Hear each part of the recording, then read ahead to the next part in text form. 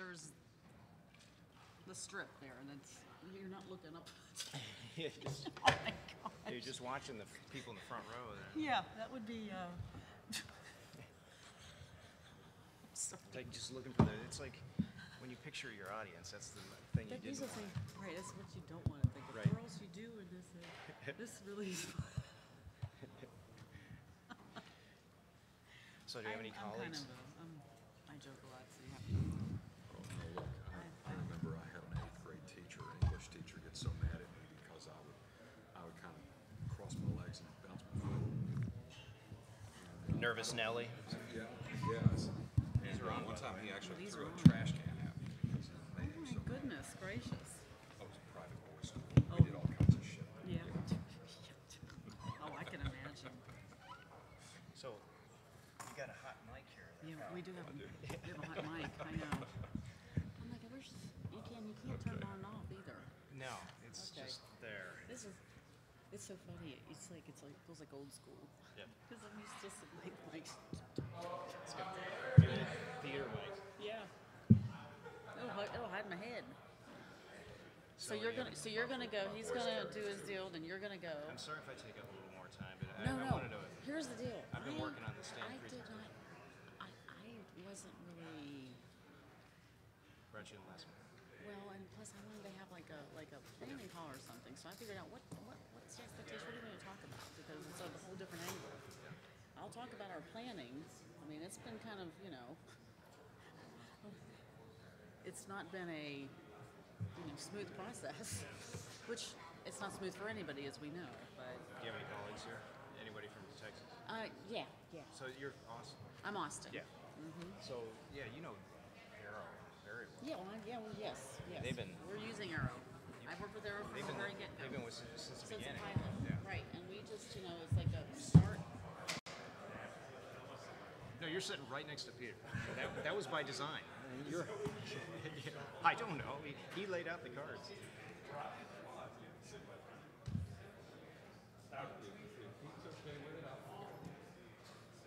I don't know if he's got a specific order on these I slides. think everybody's scared to sit next to Peter. Oh, I just wanted to sit down. I met him last I'm like- March. He did a thing in Denver. So did you? I can take Peter. Are you digesting your steak nicely? Yeah? My what? Your steak? No steak? My steak? Yeah, your Did you have lunch? I had a salad. quarter-pound of steak. You're just No, I so didn't. good. Well, I have to because I want a steak tonight. Oh, see, I had a steak last night, too. Did you? This Cuban restaurant, I had Cuban now twice. And last night was, I had there was 4 different things, appetizers coming across. Oh, and then, Fuego Brazil or something. yeah. Oh, yeah. Yeah. Meat until you say no.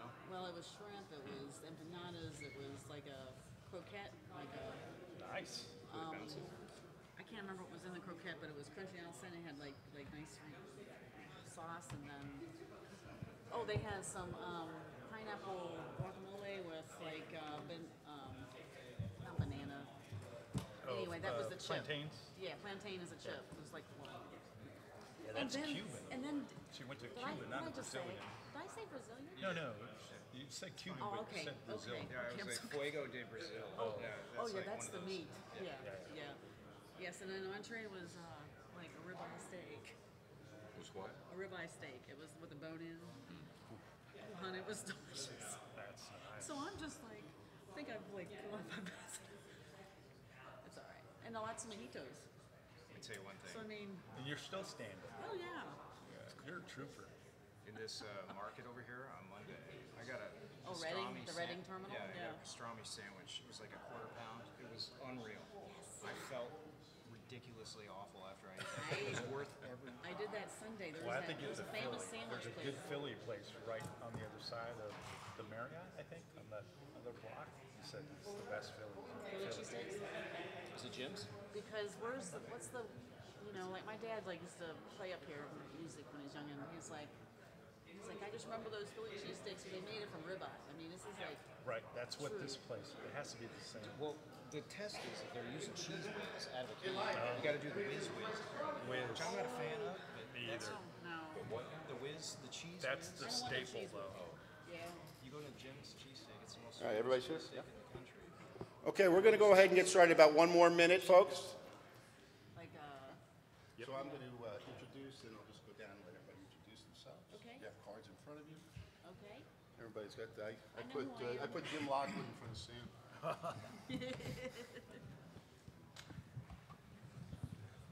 He just got a tan. Got a tan, he dyed his hair. Yeah, right. You got way better looking. Yeah. Everybody's in the back. Okay, we're going to go ahead and get started. Welcome, everyone. Want to thank you for inviting me here to NATOA. I know I made a few friends earlier in the day, so we're going to try and make things very clear as to what my point was. And I'm Pete Murray. I'm with Dense Networks.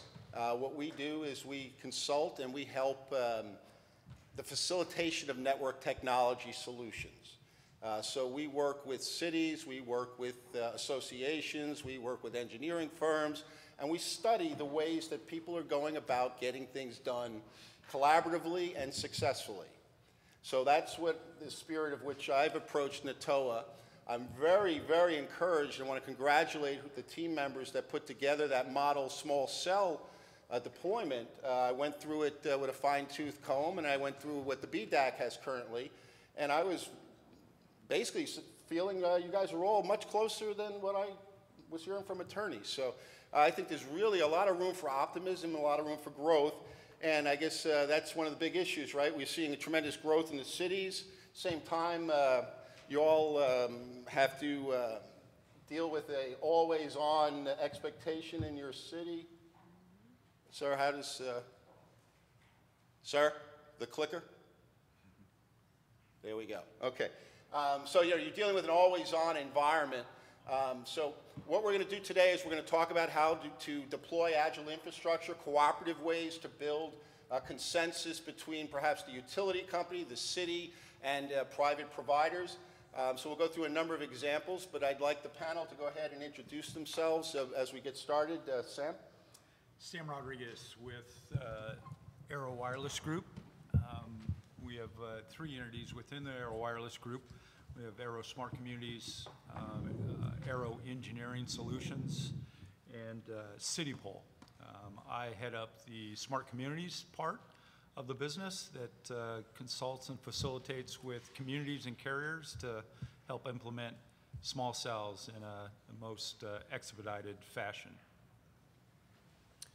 Hi, good afternoon. John Reynolds, City and County of Denver Public Works Department. I've been on the single point of contact role for the city for the past 2 years for the small cell and fiber industry, and representative of the right-of-way department for Public Works, so I'm excited to be here.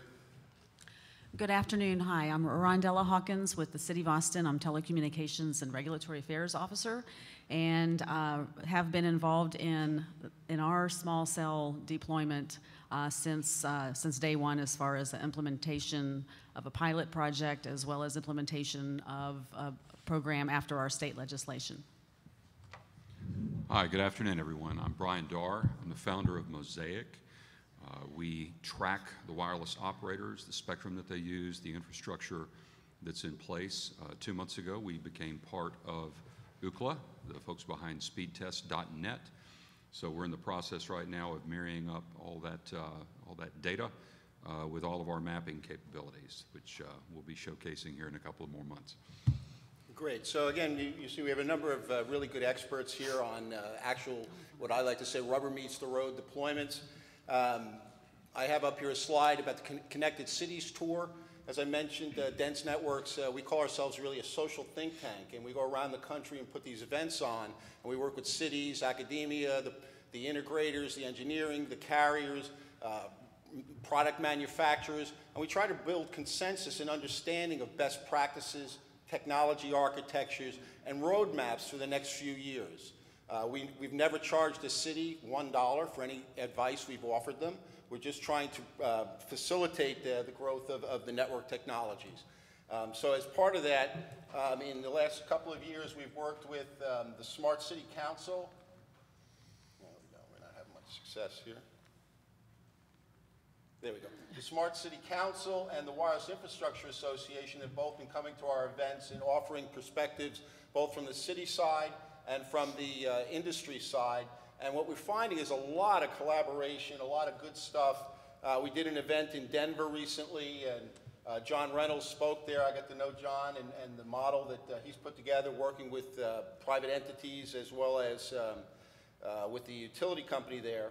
So the Smart Cities Council, WIA City Networks Task Force, free information on how cities, it's just launched the website. It's called City Networks Task Force.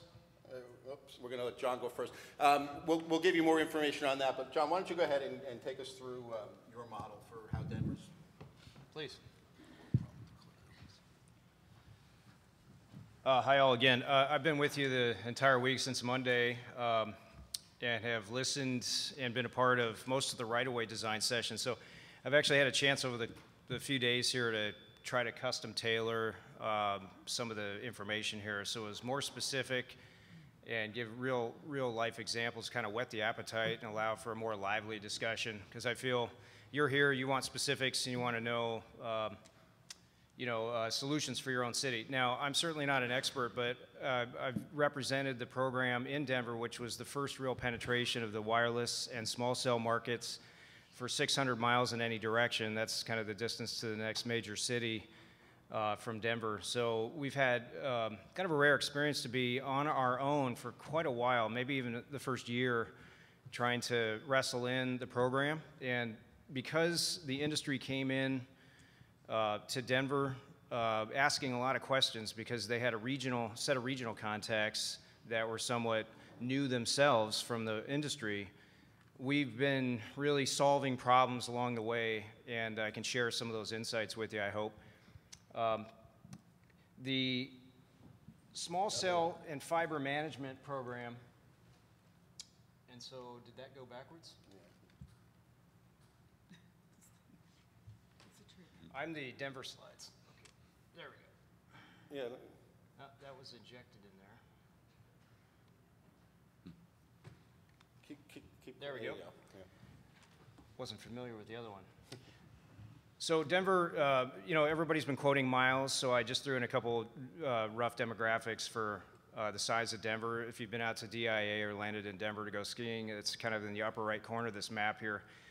This rough layout was some of the initial pole penetration into the city over the last year.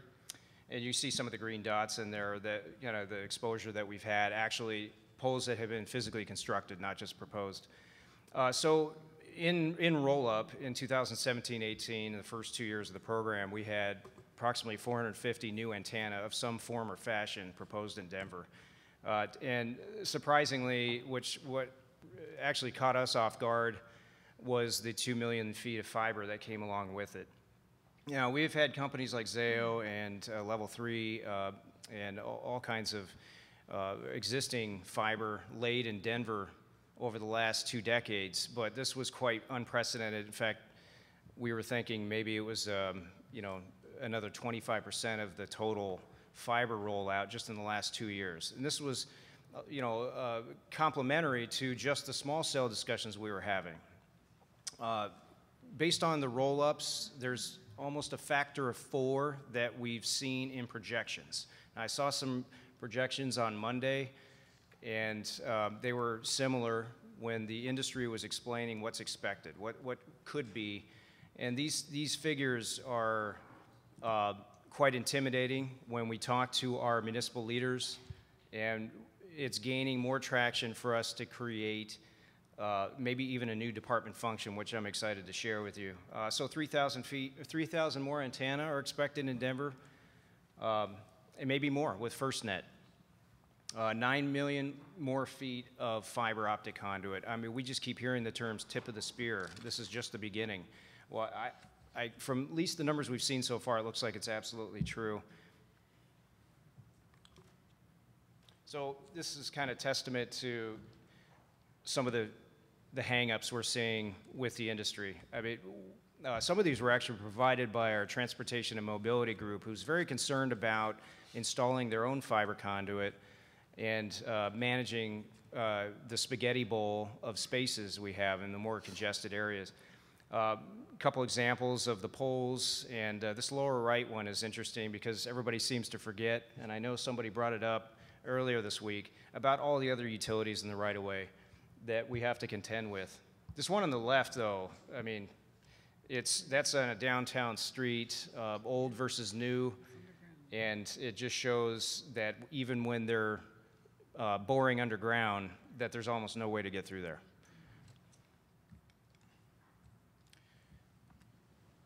So the big theme that we're talking here today about is agility, whether governments can be agile when we're managing such aggressive and complex programs. And I believe that we have a couple common themes here that we can kind of all relate to. The communications aspect is a big one. I mean, we keep hearing, you know, communicate, talk, but one of the things that really became obvious to us, a single point of contact is really the only way to go initially. You have to have someone who can talk and be that person who these folks call. This is someone who can have exposure and the comfort level to engage with other city departments to represent what these issues are and answer the tough questions. The single point of contact role is a daunting person to, it's daunting to find the right person for this, but it is important. It's not just being outgoing, it's having that internal knowledge of city systems so you can talk about technical issues as well as try to roll up to the politicians who are asking all the same questions. And you know, the second point, notify the other departments of who this person is, because as you know, this idea of answer farming is always a danger for a public entity. They're calling around, they're trying to find the right person to get the right answer from, and in some cases, they'll just go right around you and say, oh, well, we already talked to so-and-so, and they said yes. So, you know, it's important that those other departments also know who this person is and have backup. You know, this third point here. I don't know how many times either I'm at a conference like this or I really need to have somebody to fill in the gaps when I can't. And they have to be knowledgeable, so you're going to have to spend a little extra time educating your backup as to what the heck's going on. The companies, the big key for us was that they have single points of contact also. So we're not talking about this next line which says limit working with subcontractors and contractors. We're not talking about working with them. We're talking about working with the parent company and the parent company contacts. Insist on it. If they aren't going to bring them and they try to put a whole host of engineering firms and contractors in your phone mail system, don't do it. You have to back it up and insist on that single point of contact. If you're going to do the favor for them, they should do the favor for you. This idea of meeting regularly has paid off in spades for the city, at least. We meet face to face, and it really does ease, it kind of cuts the tension, you know. This is where you develop a relationship with these people. And when it really goes south, and we had a recent incident in Denver where a company came after us blaming for all of their woes on deployment speeds, we were able to go right back to the original points of contact, restore those relationships, and really understand that they were under pressure from corporate, and that's not the way they would have operated originally. It creates a backstop for you to meet regularly and have that face-to-face. We'll get into that more in a minute. Share information equally among the companies. That's another big one. You never want to feel or have the perception of you're providing preferential treatment to one company over another, depending on how well they come in and schmooze and deliver cookies and whatever else they're going to do for your office to create the perception that they're more important than the next guy. And a key to this, for me at least, was sharing what other companies are doing in the presence of other companies. So if I was meeting with Zayo, I'd tell them openly what we were seeing from the other companies and vice versa. So they knew we were talking about them, and then they knew that the information was public and open, and we weren't making side deals or meeting for lunch and saying you're going to get permitted here and there.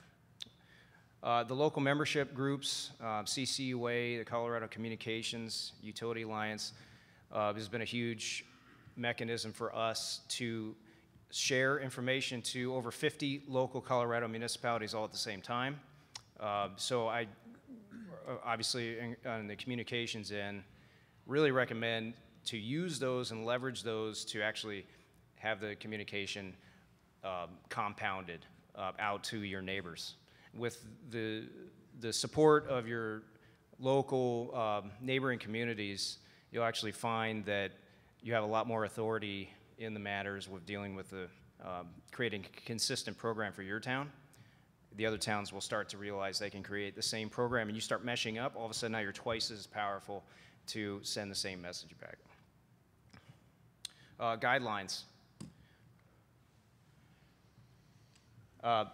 This was something, I'm still getting calls. I wish I had a full-time job just to help other towns around the country. And like I said, I think it was a function of we were one of the first in the region to go out with actual guidelines where we started collecting the needs of the industry and putting them all into one document to show that you can package a poll platform to include all the companies together into one launching point, okay?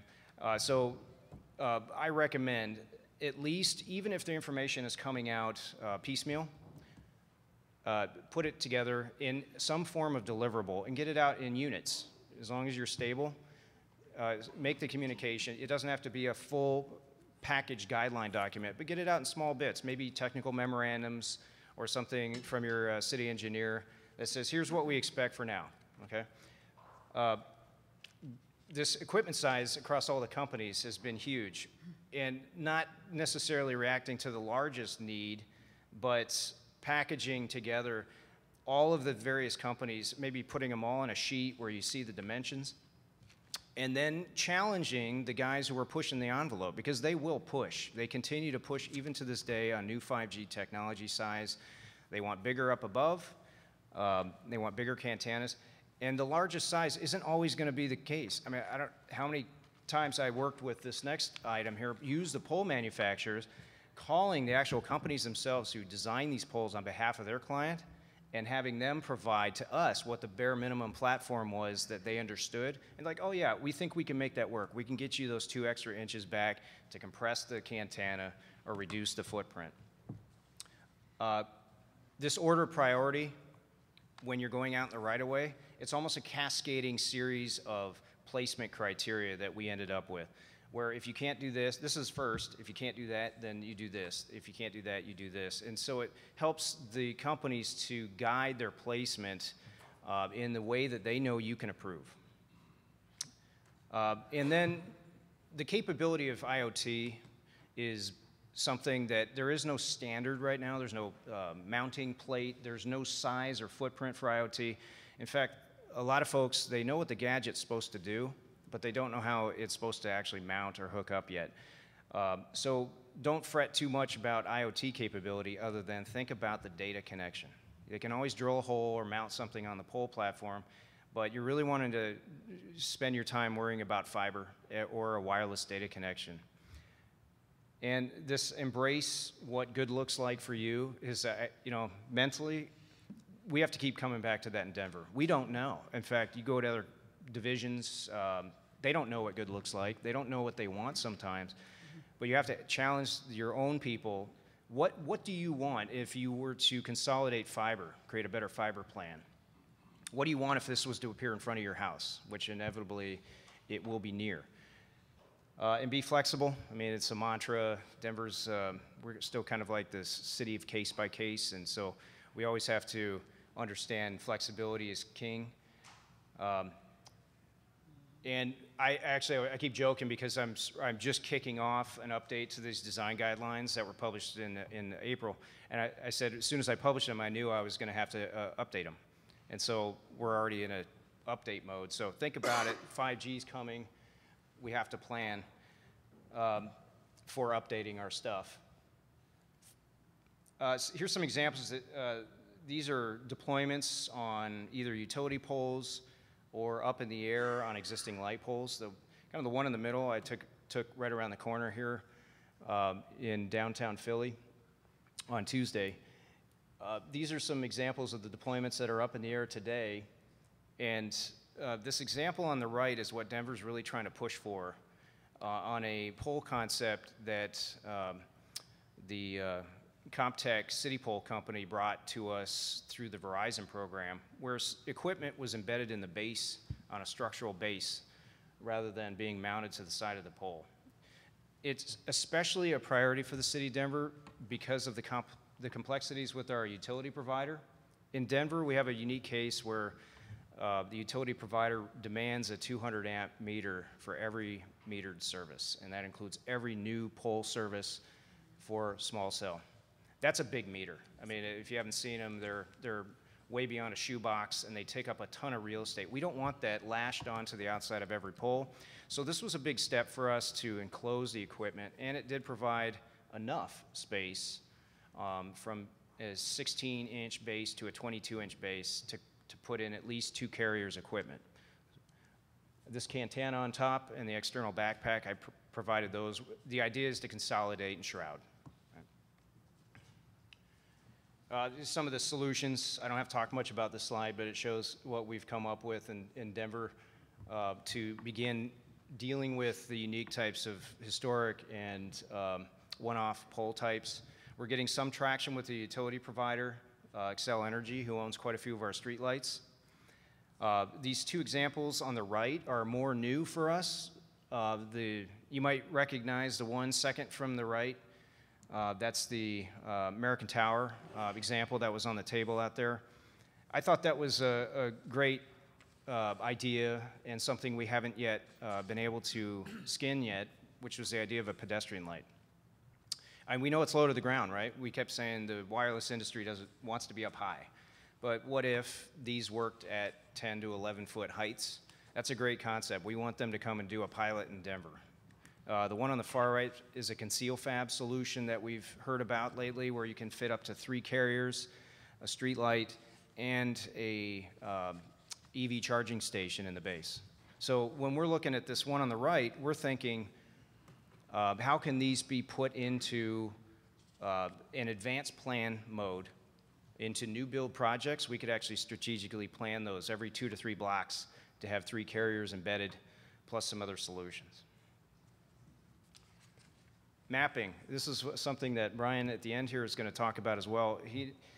We've been partnered up to talk about mapping and what could be, but the key is to overlay the small cell and fiber mapping as best you can, as fast as you can, with as least amount of effort that and least amount of expenditure of city resources, right? Seems like an impossible challenge. We've come up with a very good strategy for how to do that and put the responsibility of the mapping uploads back on the wireless industry at time of application. And that allows us to be agile. If we have mapping being updated immediately, we can actually do something about it at time of plan review rather than waiting for way down the road when some engineer in some department catches it. Don't be afraid to collect existing mapping. We've been reaching out to the Ma Bells and the old MCIs and CenturyLinks and that kind of thing. They have older infrastructure in Denver. Just give us what you can for now. Don't hesitate to ask for it, because we've had a lot of success already getting big KMZ files, data dumps from, say, Zayo and some of the other bigger infrastructure guys. And then we can start seeing what we can do with it. Knowledge is a big part of it. Knowing that you might have 2 or 3 lines in the same street is a big part of deconfliction. This was a term that was coined in some studies early on with Denver, this term deconfliction. And we've all heard the term co-locate, buzzwords, but certainly applicable to mapping. This is where you're going to do it. If you can get ahead upstream and not wait for the applications to come in, agile mapping is, I believe, where it has to go for any city, including Denver, to actually get ahead of these programs. City needs transportation and mobility needs are paramount, and most cities have some kind of a data plan. Ours is very insistent on managing their own fiber network. And so we've had a lot of infighting, even in Denver, about dealing with how to plan for fiber. And so mapping is going to help us, for them to overlay their plan on top of all the other proposed infrastructure and start identifying what the city needs. Because when we were talking about dig once, that's where you're going to do it. You're going to see the overlap. When new infrastructure is coming in, we can start saying they need a shadow conduit, was a term I heard earlier this week. Share it out there. This is, the idea here is that we give it in sanitized ways, stripping carrier information when necessary. We give it out to everyone who needs it, including city council. I mean, this is like one of my #1 clients right now. They're demanding information almost on a weekly basis. Put the burden back on the applicant. We want the applicant to provide the information. Don't allow yourselves to become the responsible party for their deployments. Okay? You're part of their deployment. You aren't certainly responsible for mashing together all the information. The companies need to provide it. And then with the tools that we'll be talking about today, you can work with it. Space planning. I put pictures up rather than words on this one just to kind of go through a couple ideas. And I think this is where most of the good stuff, I think, is on this slide for Denver. Upper left was this concept of space out the new poles to prevent pole farm. 250 feet is approximately the ultimate densification under a 5G plan for any given company.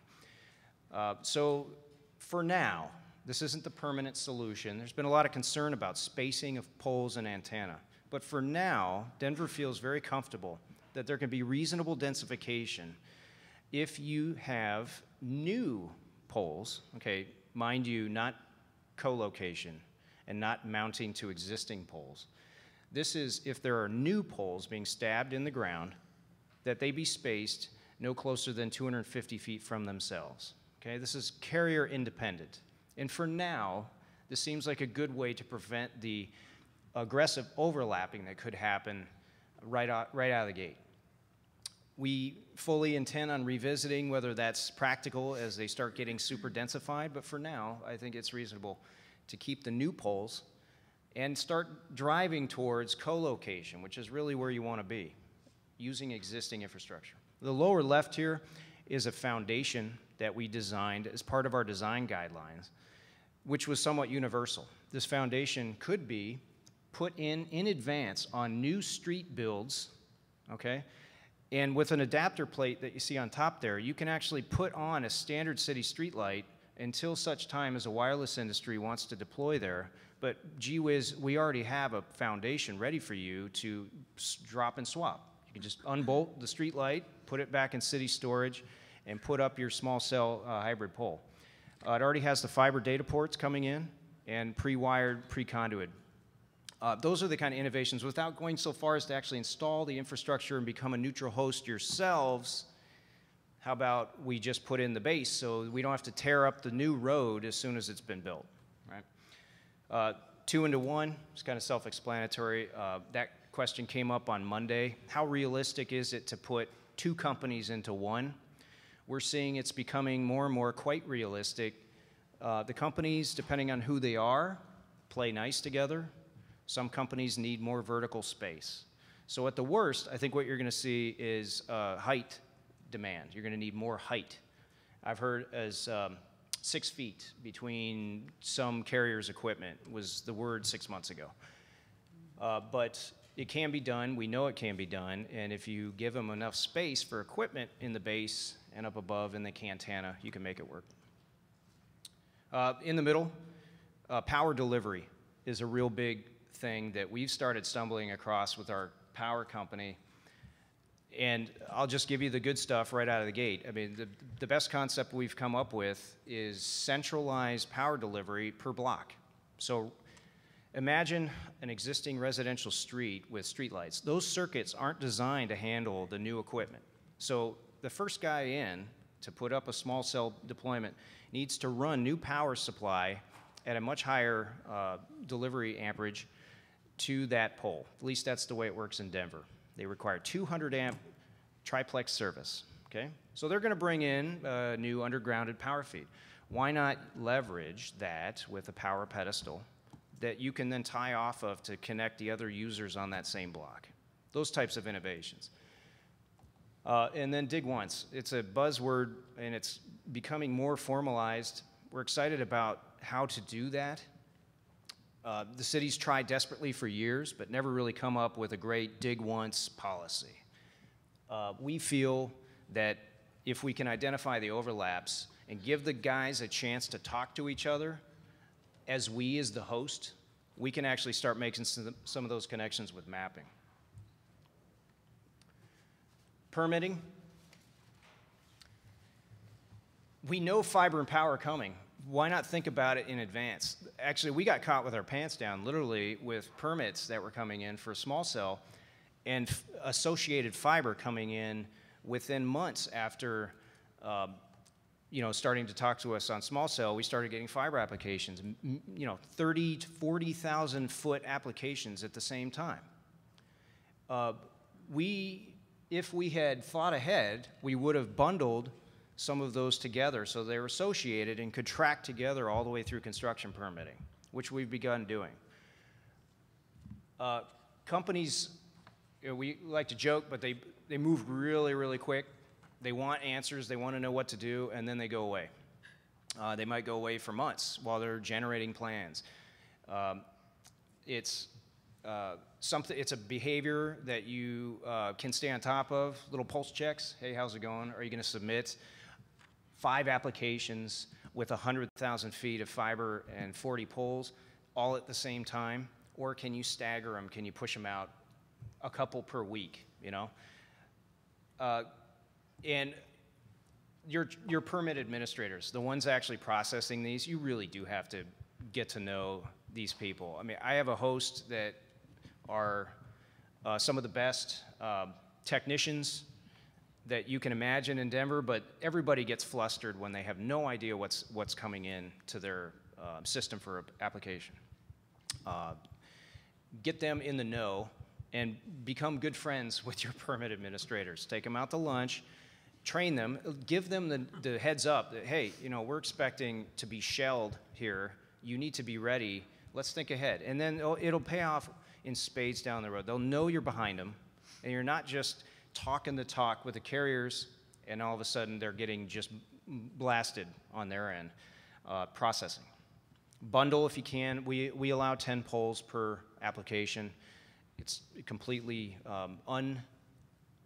there are no parameters, and the state in their legislation did not tell us how to bundle. They just said we had to bundle. We picked 10. It seems to work. When a company has trouble with one location, they eliminate it from the application, which continues forward with no delay, which is a great strategy. And stay organized, because I've had probably 30, 40 media inquiries in the last year. Every one of them asks, how many polls have you gotten in this month? How many polls total? How many polls per company? Where are they? If you're not organized, I mean, you just die in the vine trying to assemble and go back and re-summarize poll lists and poll programs and mapping. So stay organized at all possible. Notification. This sign here kind of cracked me up. I found that in another town. That's not going to quite do it, right?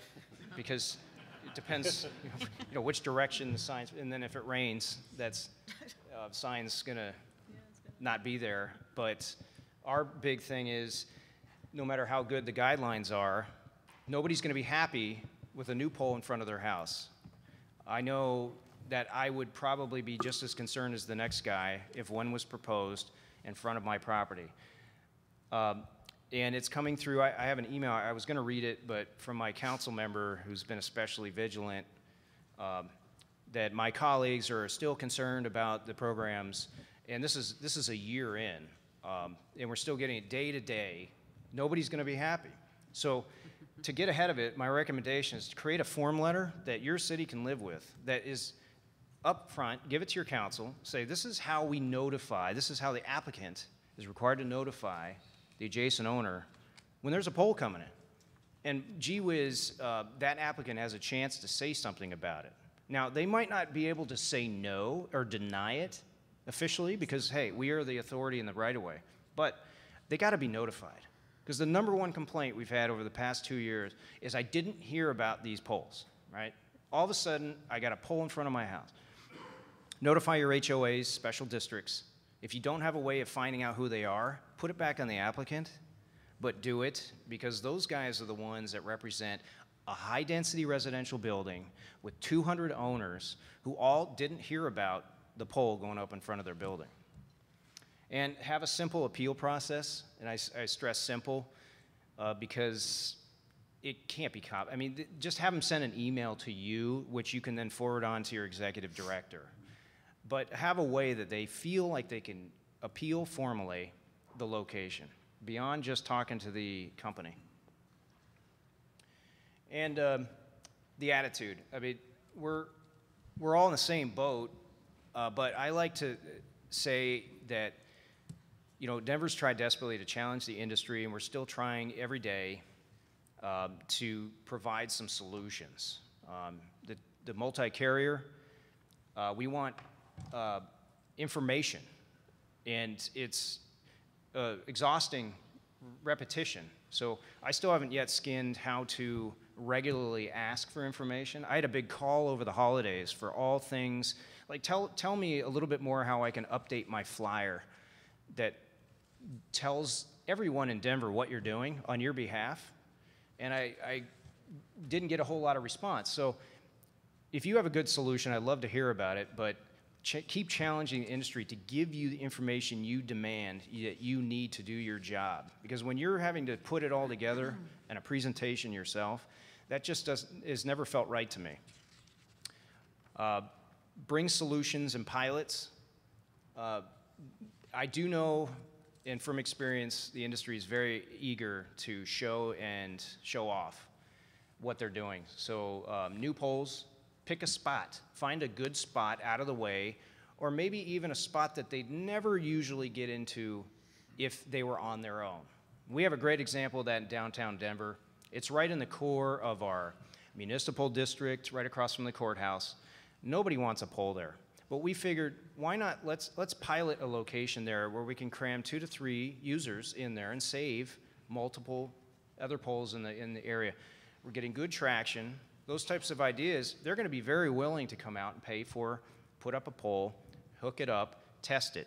And you can show proof of concept with one example in a good area. And these 2 buzzwords, the C's, collaboration.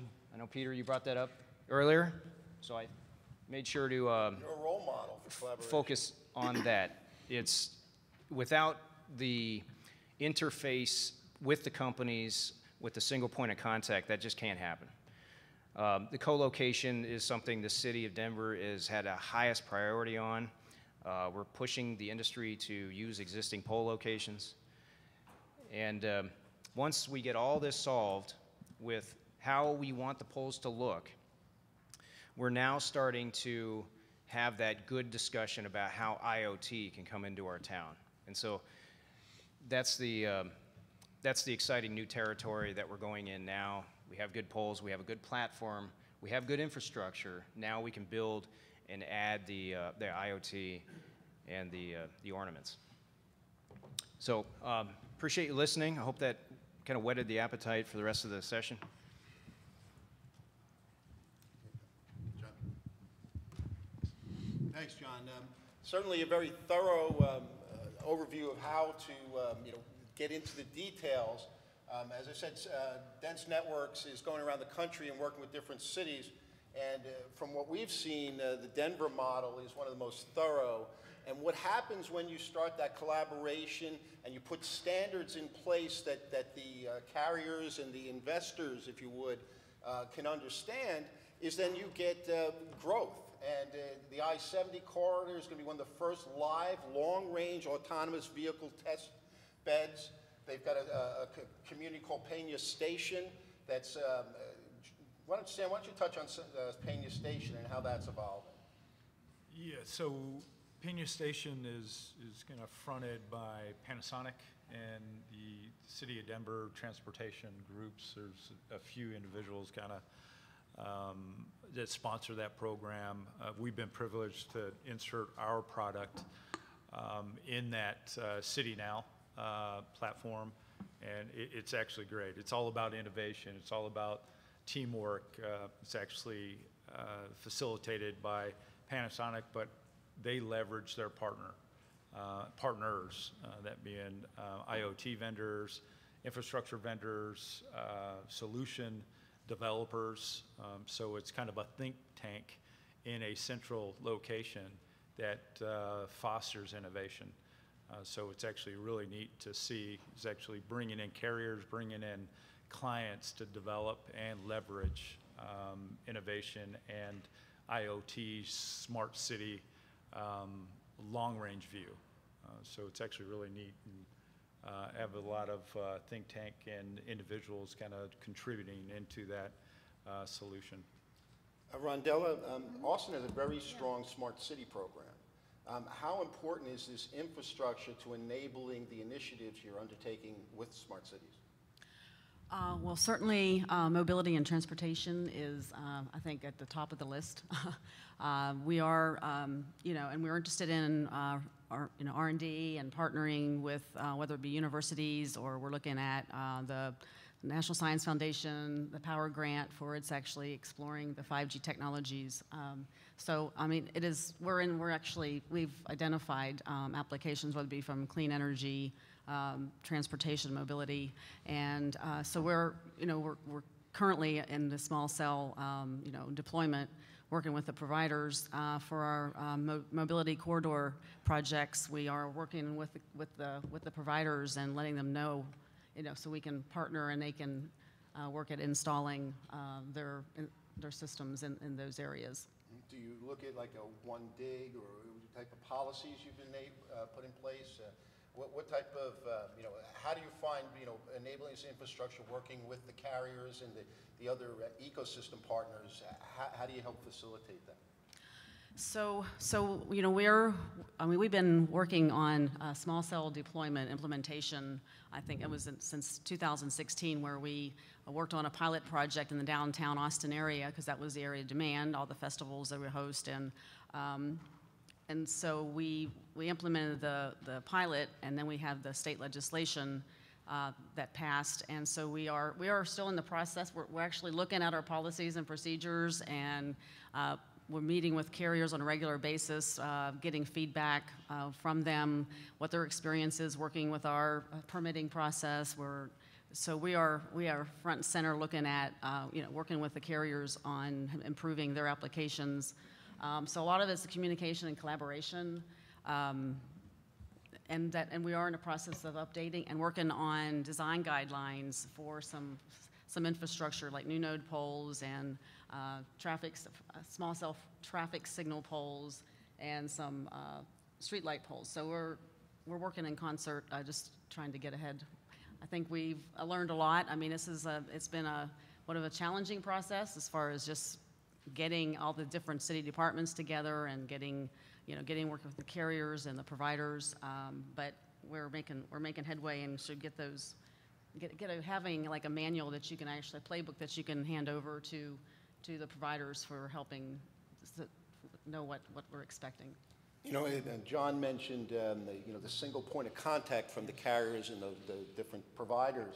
Mm-hmm. Likewise, what I've heard from the carrier community is it's often hard to figure out how to navigate in the city, and then in some cases the utility company. So there's lots of delays just trying to figure things out. So I think one of the things the industry is trying to drive is some sort of standards, and I think that's what the earlier discussion was a little bit about. Is how do we get to those standards? Because I don't think anybody would disagree that there's got to be some sort of standard when you talk about spending billions of dollars, right? So I think that's what we're all driving at, and there's different models. Denver's has been very successful. This slide up here is from the city of San Jose. And as you note at the bottom, they see the light pole as the most valuable asset. And then they actually went to the steps of saying, what are the services that are coming up?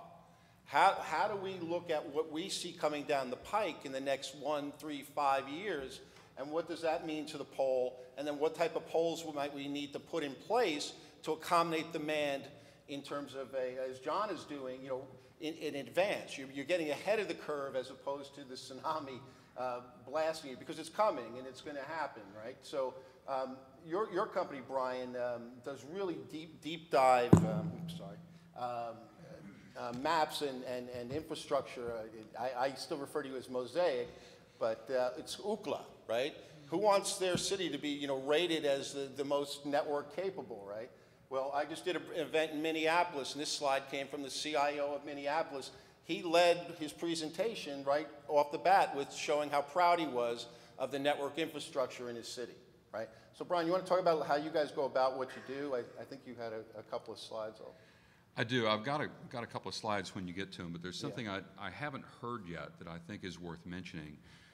As we're talking about agility in building these networks and providing space in the rights of way, et cetera, and all the different players and all the different complications, we also need to, and what's going to be coming on the IoT side with the various sensors and autonomous vehicles, I think it's important to recognize that we don't just shut one network off when we turn the next network on.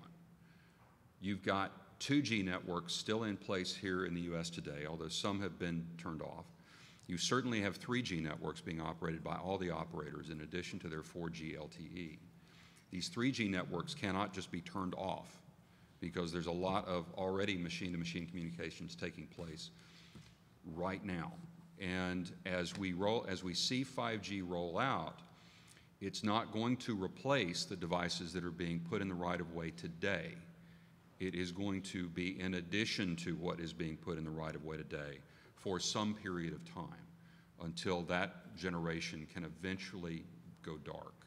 But that takes a while. You've got an awful lot of devices out there that people have paid for. It's not just consumer devices. It's machine-to-machine IoT devices that are expected to have a significant lifespan, and the business plans just blow up if those can't stay for a while. What we've been working on with the city of Denver, and John has been a great partner in this, is a metro broadband planning tool is what we're calling it. I want to stress this is a pilot program. This is not fully commercial at this time. We've been working with the city of Denver in order to best understand the challenges that they have been having in working with the various players. So we wanted to create a sandbox. If we could get the next slide, please.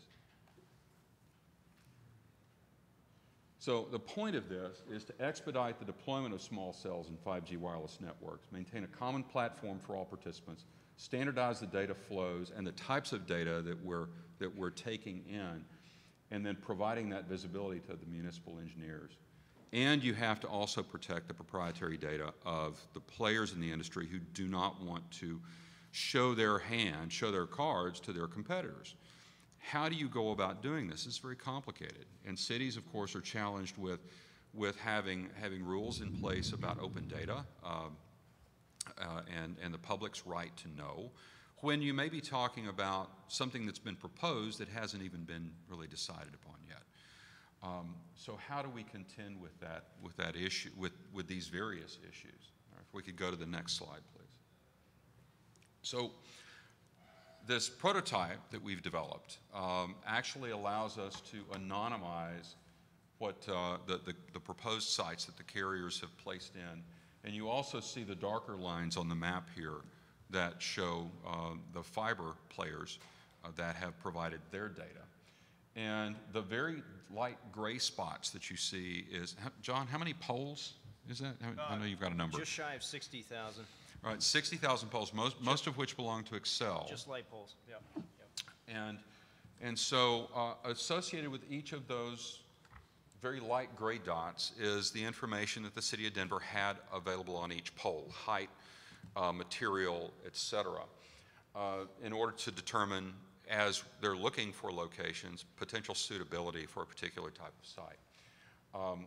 Then also you'll notice documents down there kind of in the middle panel down at the bottom. It can also serve as a repository for the documents associated with each of these sites. So that may be actual permit documents, it may be photographs, it may be letters from a homeowners association.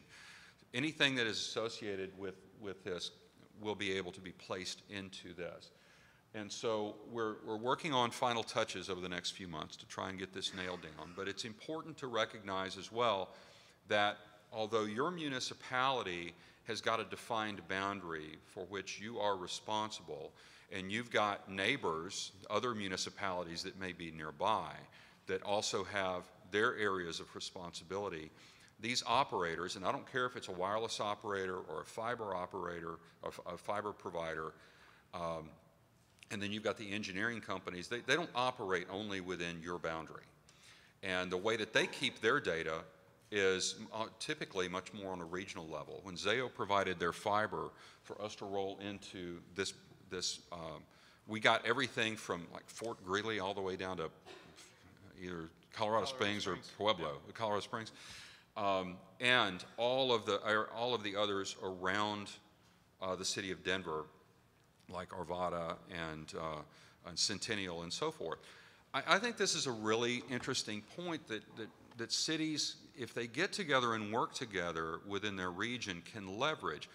Why should each city have to reach out and ask Zayo or whomever for their fiber files, and they get 50 separate requests? If we can make it easier for them, maybe we can also make it easier for you. And that's really part of the goal here, is they want to expedite, and we've certainly heard stories this week about how they come and ask for permits and then they may not use them for a while. And there's a variety of reasons for that. Maybe they're just trying to get their ducks in a row and lock things down, and then they've got to prioritize what they build first. But in other cases, it may be because they can't get affordable fiber to a particular location in a while. They have their own business issues, and they have set economics associated with the deployment of each and every individual small cell that has to ultimately work for them in order for it to make sense for them to put that near the priority list. If we could jump to the next slide, please. I know we're running a little short on time. I want to get on through this. Getting standardized data coming from the wireless providers, from the engineering companies, from the fiber guys, is extremely important to ultimately making the economics of all of this work. And we're in a position to sit in the middle. We have a neutral place within the industry where we have relationships with all four of the big wireless operators and almost all of the smaller wireless operators as well. And that was true with Mosaic, and it is also true as Ookla has had those relationships with the larger providers for Brian, can I years. ask you an audience question? Yeah. How many municipalities or cities actually have a visual ability to see how many towers and all the fiber routes in their city, so that you actually know there's 1, 2, okay, 3, 4, okay, that's great. I mean, is that helpful to you to have that, right? It puts it all right there in a picture, 1,000 words. So, okay, so that's what Brian is doing, is he's already got your data that you're looking for. Well, I want to point out that the city of Denver was instrumental in pulling the data that they already had out of their GIS department and providing that information to us. It's not affordable for us to go try and track down all the information on the rights of way, the parcel data, et cetera. That would cost a fortune. We're providing a mapping platform that can pull all of the different data sets in from the municipality, from the various service providers, and put them all in this sandbox to where they can work together. And Brian, yeah, one of the key things, and you did touch on it lightly, the city of Denver realized right away, and if you as a town have, I heard a discussion earlier this week about some towns have been required to sign NDAs with the various companies. Now that's coming in. The companies are starting to ask for that more and more with new proprietary 5G. Well, with that being said, when we're collecting mapping, especially on proposed programs, there's the sensitivity isn't what they've already submitted, it's what's coming. And the relationship to show that and openly divulge that to a variety of different people, some of which the industry doesn't even know, maybe even the public, is super sensitive. And one of the key parts of having a company that's out off offshores, so to speak, from the actual city boundary and city limits, as far as data responsibility, is that they have the ability of sanitizing the information. They have the ability of creating the NDAs directly with the companies in a fairly standardized manner that can be replicated from town to town to town in a way that you can't. So I, as a city, once I get information, that's discoverable, and as it's public information then. We don't want all of that information sometimes. We want the information in a way that we can actually plan with it, and that's what this idea is kind of coming to terms with. Please. Would it be better in the long run, if it's possible, to, rather than having proprietary information concern, to make the information available to everyone from every applicant, so they're all essentially on the same basis, there's no competitive advantage? Right. And so, again, once they've actually submitted, we understand and fully expect to publish the names of the companies, what it is, what type of facility. But it's prior to that, it's this advanced planning mode. When we get it, one of the concepts, and again, this pilot study is, we're tweaking how we present it, but we're sanitizing the names of the company off the actual data. And then we're mashing that together in a way that we can see all of the proposed infrastructure that's coming in without actually allowing the public or people that shouldn't see it the ability to tie it to any particular company. So that magic is really in the proposed data. Good question. Okay. So Sam, you collaborated as well, and critical to this is the aesthetic as well as the functionality. Can you talk a little bit about your process and how you've gotten to the point where you've got these rather attractive but functional poles? Yeah, so the planning stage is very important, and as John indicated, it comes prior to the collection and creating a robust database, and we've done that with several cities, including the city of Austin, Denver, Memphis. But the planning is the first and foremost important, and we all talk about communication, but it's two-way communication. It's getting input from the carriers, getting input from the infrastructure owners and developers, and output from what the city is wanting from an aesthetics perspective. Once you get those three outputs, you got a pretty robust wireless development plan. And that wireless development plan is a vehicle to process and implement small cells. And part of that wireless development plan is a design criteria manual that John has implemented within his city. City of Austin is actually in the process of developing and implementing that playbook. I call it a playbook because that playbook could be handed off to the carrier or the industry, gives them the ability to plan, budget, and develop a robust playbook to process a small cell in their neck of the woods. With that design criteria manual gives them approved or actually permitted pole infrastructure to support a given district, a given infrastructure. So for instance, the city of Austin has identified 3 infrastructures that they plan to give the industry a specifications to support their build in downtown. Downtown would permit a traffic pole, that being a concealed or attached traffic pole. Outside of town would be a light infrastructure, and within all districts, they're actually facilitating a standalone pole that is dictated by the Senate bill. So the standalone pole would be a small cell total concealed pole that would support not just 1, but 2 or 3 providers. So developing a carrier, a city, and a public-friendly infrastructure kind of supports the, I guess, the robust plan for a carrier. Yeah, I just realized, the city of Austin's example was actually brought to us at the very beginning. They had help from Arrow Wireless in developing a function called essentially pre-review. And I just realized I skipped right over that on my permitting slide, but I even had it in red so I wouldn't forget it. But pre-review is where we're seeing all of the value now being added with new staff, I'm not having them, wait downstream for reviews. I'm requiring the companies to at least come in with some initial napkin sketches of what they've got. Get site locations submitted to you before they commit the time and dollars to engineer, to go and do the environmental clearances, to do their Section 106.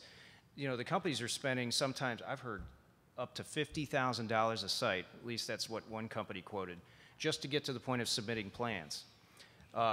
Minimize that for them and minimize it for yourself. Get some pre-review in there and just actually give maybe even a little concurrence letter. We call it statement of no objection. Okay, and that means we don't object to the sites, we acknowledge, and we've approved these to go forward.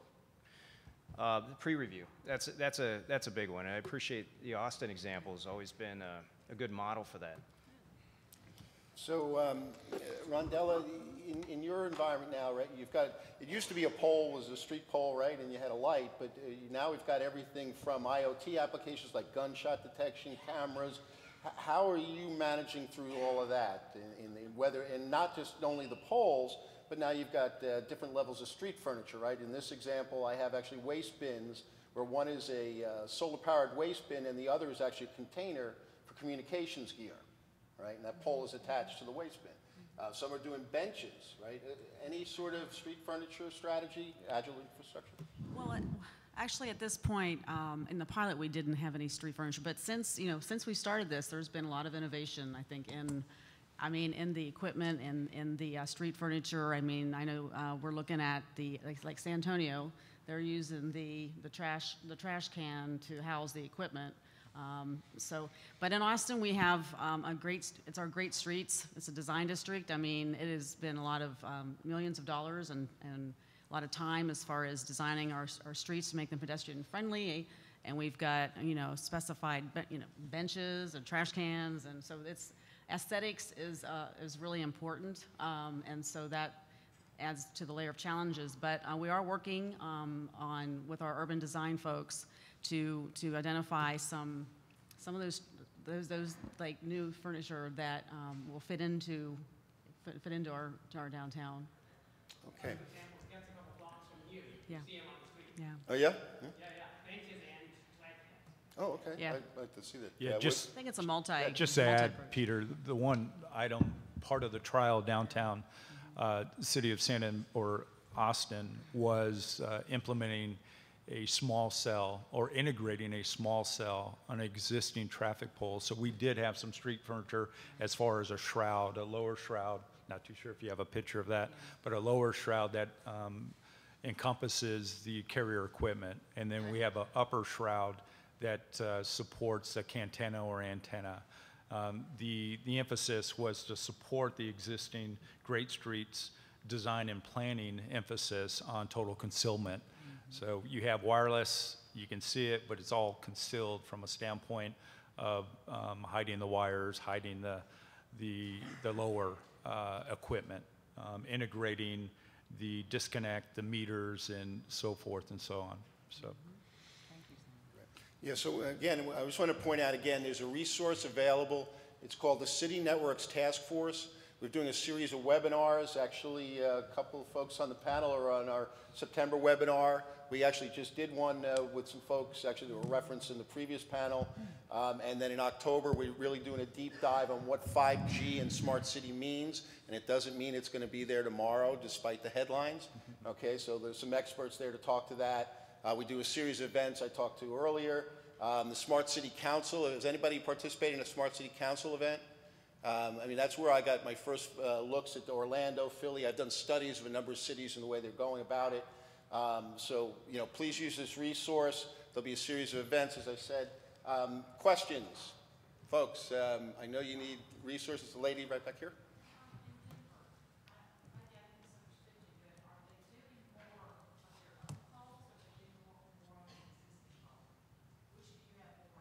Out of the gate, one of the carriers came in initially in late 2016, and we had one carrier operating and permitting only for the first year.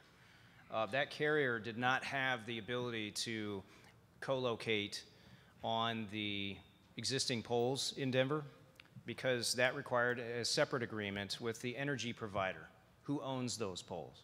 So in that time period, we had nothing but single freestanding standalone poles being proposed in Denver. And that put the stress, that was the initial pressure to develop on the fly standards for the freestanding poles to go in and how they were actually going to be located. So we didn't have the benefit of offering up the poles that were already there right out of the gate. We kind of started it in reverse, unfortunately.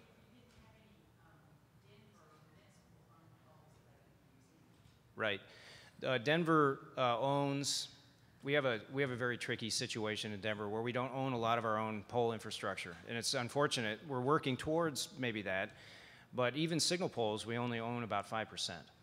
So Denver doesn't have a whole lot to offer under the state legislation, which came in March of 17, to attach to. So the burden then became, all the pressure of this last year and a half has been on the actual energy provider. No. Denver, I heard some great examples along these same lines earlier this week.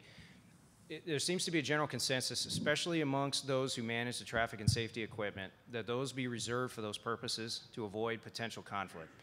I feel that that is a very valid point and needs to be heavily considered before you allow, because once you allow one, you allow them all. And I certainly see there is value there if it can be done in spots or maybe poles that don't have other value. Maybe you focus on just one or two per intersection and not all four, or other ways to creatively do that. But aside from all the other financial complications that come along with signal poles, like if state dollars are attached, that's a big no-no. But we still believe that eventually there could be some type of smaller deployment on signal poles.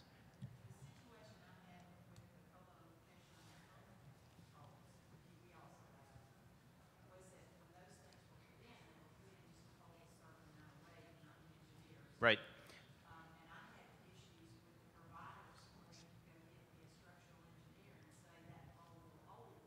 Right. You're going right to the meat. This is great because that co-location, we do have some, we had 4 types in our design guidelines. The first 2 were just dealing with co-location. So we, at the same time as standing up a new pole and designs for that, wanted to know how an existing pole would look. Because most of the bad examples that you see on the photos, and I had a few up there earlier, are big boxes attached to wood poles. They look sometimes terrible with sometimes equipment racks with multiple things. Now for the industry, they're great because they offer flexibility. They can swap, change, mount what they need. But aesthetically, it's not the greatest type of plan. So that type of situation, you're talking about structural loading. What our energy provider opted to do on wood poles, most wood poles were designed to hold a street light. They weren't designed for 100 or so more pounds of equipment. They're opting to replace existing wood poles with larger, more structural wood poles. It's a higher classification to allow that. But the city's actually injected itself even before that and saying, we want to have first right of a refusal to say, we want that to be a metal pole location, okay? So we're looking at is whether replacing a wood pole with a larger wood pole is sensical or not. We would prefer to have the upgraded structural steel pole that can handle more than one thing for longer term viability. So we're actually injecting ourselves in pre-review to say yay, nay. Yes, you should put a metal pole there. And all the locations that a metal pole doesn't make sense because the bases are bigger, mind you, there's space, you got to fit it amongst the sidewalk space, then we allow the wood pole to be replaced with a more upgraded wood pole. And the company who's submitting the application, who wants to be there, pays for that replacement. Correct. In our region, yes. I will note there's only one other little funny thing to make a note of, that overhead power cannot come to a metal pole, right? So when you have overhead power feeds to old infrastructure, old wood pole infrastructure, keep that in mind that it becomes quite complicated when you switch to metal. Everything has to be undergrounded. Sir, you had a question right here? Yes, I just thinking about the advanced planning, John, you were talking about.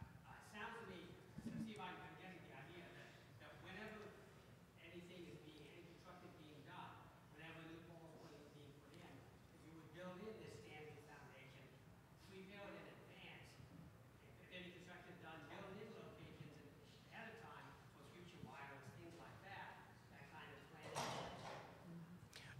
It's a enormous opportunity for new build projects. And we fully intend on doing that for all new builds in Denver some way. Again, I threw that out there. We have a number of streets that are going in now, including if you've ever been to the stock show in Denver in the winter. We got the entire stock show complex being rebuilt. They're about ready to replace all the roadway infrastructure in there. And then basically, as soon as it's turned on and open to traffic, you have wireless carriers who now identify their RF need inside that complex with the increased traffic, who want to now dig up or punch holes in the new infrastructure. So it is an excellent advanced idea for you to put in the mix. You should be considering ways to put in advanced ground-mounted infrastructure, and that's one way to do it. Yeah, the other way to do it, and the City of Austin and City of Memphis has actually implemented this, is actually invite the carriers into their capital improvement plans. And I think City of Denver actually initiated that 6 months ago, but have them involved in the capital improvement plans. This is the or county road or city road that's being dug up. There's an opportunity to put fiber in the ground or be involved in the mobility corridor plan. So that's something that's been very innovative for a few of the cities that we represent. Okay, well, I hope you got a lot of good information here. There was some really tangible suggestions, single point of contact from the carriers, right? Likewise, you need to have some sort of standards or guidelines to help keep them in the box, and then understand that probably through collaboration you're going to evolve, right, down. And obviously, you're all trying to fuel that plane at 35,000 feet because the traffic keeps coming and all the demands keep coming, and they're increasing in this area, right? So any final thoughts, Sam? Communication, three-way communication, that retaining or obtaining input from all parties involved, that being your public, private industry, and the internal departments. Just get buy-in. Pre-review. Pre-review. Do it. You like that, don't you? I mean, we are in the midst of doing a process improvement on permitting. I really think having, someone to oversee the single point of contact, but also just being able to pivot, working with the carriers, working with internal staff, being able to respond to inquiries, talking to other cities. It's like, we're absorbing this small cell permitting at the city level on top of all the, additional responsibilities and duties. But I mean, we're all customers. We all live in our communities, and these are services that I try to sell it to our city staff that are just, the reviewers are just like, okay, we're overworked, we can't keep up, right? But it's like, this is the long term. We're building the infrastructure for the future, and these are services that we will be utilizing, and it's just long term. It's an evolving process. So that's more than a couple of comments, right? Okay. Thanks, Pete. I guess a couple of quick things. First of all, with what we're working on with the City of Denver, if anyone is interested in taking a look and actually seeing a live demonstration of how it works, just reach out and let me know. Be happy to do a webinar or whatever, and show you what we're working on. By definition, we've anonymized a lot of the data that's proprietary, but you can see all of the different layers that the city is going to be able to utilize: trees, parks, rights of way, things like that they had in their inventory of data that we've been able to incorporate very rapidly. But cooperation amongst nearby communities, trying to work with the operators, the fiber providers, in a way where we're trying to create this central repository of data for a given region, so that all this data just has to come in once. And as those fiber lines get updated, are they sending it out to 40 or 50 players, or are they just sending it to one place so everyone's looking at the same data? How important is that? the vintage of the data that you're looking at is 6 months older than the vintage of data that who you're communicating to is looking at. And that's a very easy way to get your wires crossed. No pun intended, sorry. But anyway, thank you. Okay, well, I want to thank everybody. I hope this was productive for you. Have a good day. Thank you.